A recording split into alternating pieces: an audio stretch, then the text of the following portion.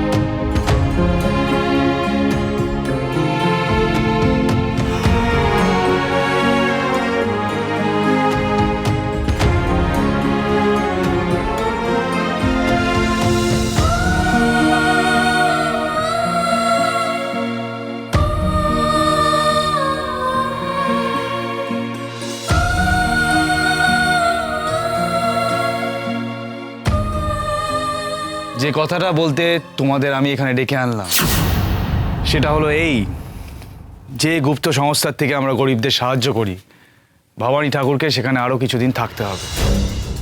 তার মানে এই জমিদারের ছেলের বিচার এখন হবে না? ঠাকুর আসার আগ পর্যন্ত তাহলে তো একে বন্দি রাখতে হয়।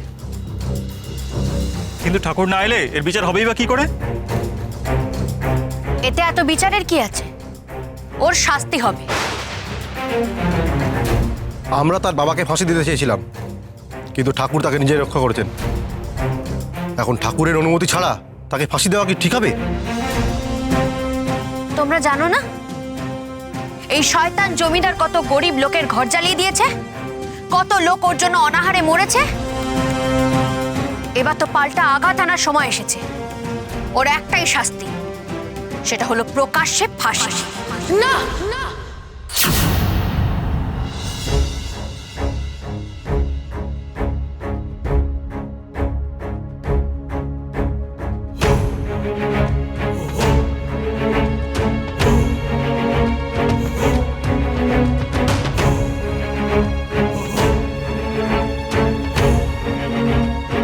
কি ব্যাপারটা কি? জমিদারের ছেলের ফাঁসির কথা শুনে তুমি এরকম আঁতকে কেন উঠলে? আমি ওই ঘরেও লক্ষ্য করছিলাম, বন্দিকে দেখে তুমি একটু চঞ্চল হয়ে উঠেছিলে। অমন শয়তান জমিদারের ছেলের ফাঁসির আদেশ শুনে তোমার এত মায়া দয়ার কারণটা কি জানতে পারি?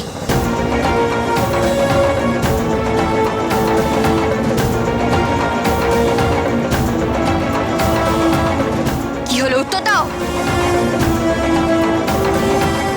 সর্বনাশ, এখন আমি কি উত্তর দিই? কি হলো, উত্তর দাও। ওই জমিদারের ছেলের প্রতি তোমার এত দরদ কিসের? যে হরবল্লভ ঠাকুরকে দেওয়া কথার খেলাপ করে উল্টে তার বিরুদ্ধে ইংরেজদের হাত ধরে থাকে, সেই জমিদারের ছেলের প্রতি তো এত মায়া মমতা থাকা উচিত নয়।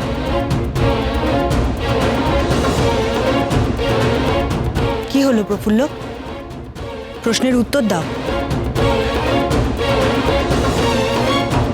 ও এমনি এমনি চুপ করে নেই। আমার মনে হয় এর পেছনে একটা গভীর কোনো রহস্য আছে নিশি। রহস্য কেন থাকবে? আর আমারই বা আলাদা করে ওই জমিদারের ছেলের প্রতি মায়া মমতা কেন থাকবে? না থাকাই তো উচিত। এই হরবল্লভ এমন নিচু মনের একজন মানুষ, ঠাকুরের মতো নিষ্ঠাবান মানুষও তাকে চরম শাস্তি দিতে চেয়েছিলেন। যে ঠাকুর এর আগে এরকম শাস্তির কথা কখনো ভাবেননি। যে হরবল্লভ পরের লক্ষ্মী কেড়ে নিয়ে নিজের সিন্দুক ভর্তি করে, যে হরবল্লভ গরিবের মুখের গ্রাস কেড়ে নিয়ে ইংরেজদের হাতে তুলে দেয়, যে হরবল্লভ অনায়াসে মায়ের কোল খালি করে দেয়, সেই হরবল্লভের ছেলের দোষ গুণ বিচার করার তো কোনো মানেই হয় না। হরবল্লভকে কঠিন শাস্তি না দিলে ও বুঝবে না যে গরিবের চোখের জলের মূল্য কতটা। ওই শয়তানটাকে বুঝতেই হবে সন্তান হারানোর কতটা জ্বালা। ঠিক ঠিক দিবা তো ঠিক কথাই বলেছে। হ্যাঁ, আমারও মনে হয় দিবার যুক্তি অনুযায়ী হরবল্লভের ছেলের ফাঁসি হওয়া উচিত। হ্যাঁ হ্যাঁ, ফাঁসি চাই, ফাঁসি চাই। কিন্তু কেন? আমি জমিদারের ছেলের প্রতি কোনো মায়া দেওয়া না দেখিয়ে বলছি। বিনা দোষে তাকে ফাঁসি দেওয়া হলে বাবা ঠাকুরও তাতে কখনো সমর্থন করবেন না।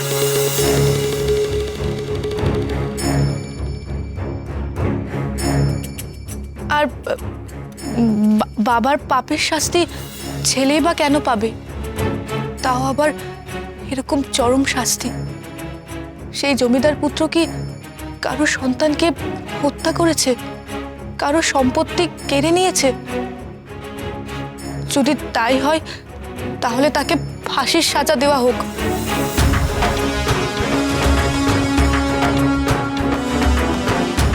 আর যদি তা না হয়ে থাকে তাহলে তো তাকে ফাঁসি দেওয়া উচিত হবে না।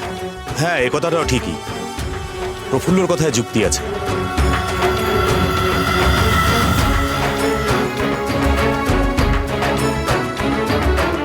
সর্দার, তুমি কি বলো?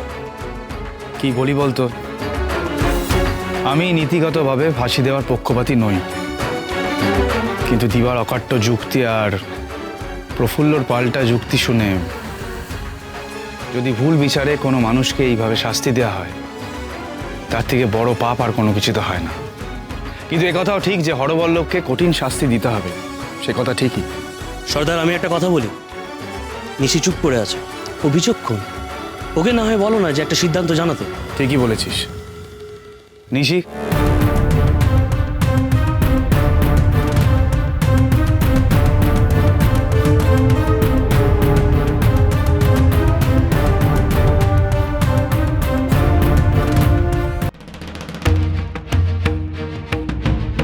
এই মুহূর্তে এরকম একটা কঠিন সিদ্ধান্ত জানানো আমার পক্ষে সম্ভব নয়।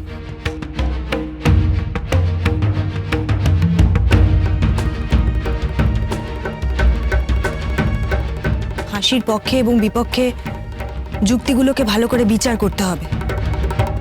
আমার মনে হয় তার জন্য একটা সালিশি সভা করা দরকার। ওই সালিশি সভাতেই সিদ্ধান্ত নেওয়া হবে।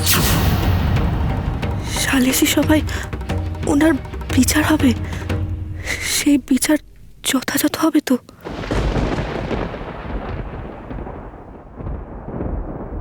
শোনো প্রফুল্ল, তুমি ওই মানুষটার দেখাশোনা করবে যতদিন না সালিশি সভা ডেকে তার বিচার করা হচ্ছে।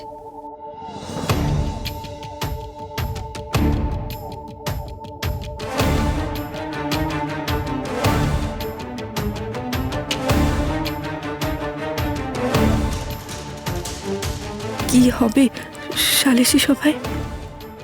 যদি বিচারে ফাঁসি হয়? না না, তা হতে পারে না। কিন্তু কি করব? দিবা ইতিমধ্যেই আমাকে সন্দেহ করছে।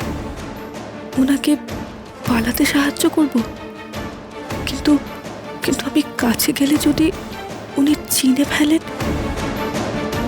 প্রফুল্ল, ব্রজেশ্বর বাবুর কিছু জায়গায় আঘাত লেগেছে, তুমি সেই আঘাতের চিকিৎসা করবে। সাবধান, আমাদের কোনো কথা যেন ব্রজেশ্বরের কান অবধি না যায়। আমার আর নিশির অনুমতি ছাড়া ওর বাঁধন খুলবে না। আমি কোনো ঝুঁকি নিতে চাই না, কথাটা যেন মনে থাকে।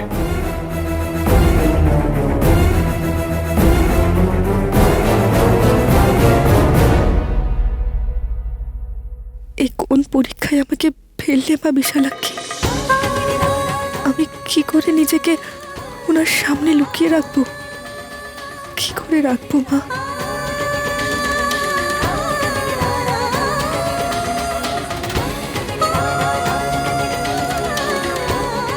কে এসেছেন এই ঘরে? আপনাকে আমার খুব চেনা মনে হচ্ছে। এই স্পর্শ আমি চিনি। প্রফুল্ল, তুমি প্রফুল্ল?